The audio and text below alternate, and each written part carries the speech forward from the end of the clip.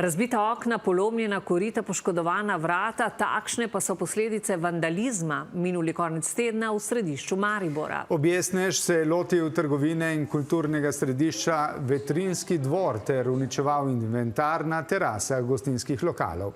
Noč zatem se je nekdo lotil še enega lokala v središču mesta.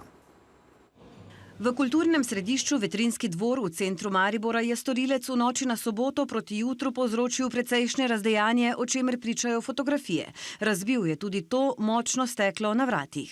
Ta vhodna vrata, ravno zdaj poteka festival in smo morali to pač zasiloma sanirati, ker to niso najbolj enostavne šipe več. V atriju je bilo vse razmetano, razbiti koši, potrgano oziroma izruvano drevo iz ogromnega lonca. Ob tem pa razbil še nekaj šip in poškodoval vrata, ukradel ni nič. Škode je za približno 3000 evrov. Predvsem pa je žalostno, da se kaj takega sploh dogaja, pravijo. Da je šlo za čisti vandalizem, da ni šlo za ropanje, ampak za objestnost, za ne vem kakšne vzroke, ampak da preprosto za željo po uničevanju nečesa, kar je namenjeno skupnosti.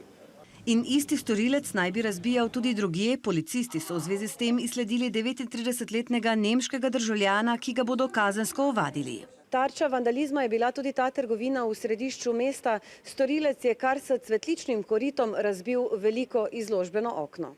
Njegova dejanja so pustila takšne posledice, škode za okoli 4000 evrov, ukradel sicer ni nič. Steklo pa bodo v kratkem sanirali. Policisti pa še preiskujejo, kdo je razbil vrata na gostinskem lokalu v središču mesta v noči na soboto, v notranjost pa odvrgel kocke za prižiganje žara. Vrata so sicer tam že popravili. Nedolgo nazaj pa je nekdo poškodoval okna še na 2 lokalih. Na policiji pravijo, da se na prijave nemudoma odzovejo, da pa gre pri tovrstnih ravnanjih za dejanja posameznikov, pri čemer pa da v mestnem središču ne ugotavljajo izrazitega porasta tovrstnih kršitev.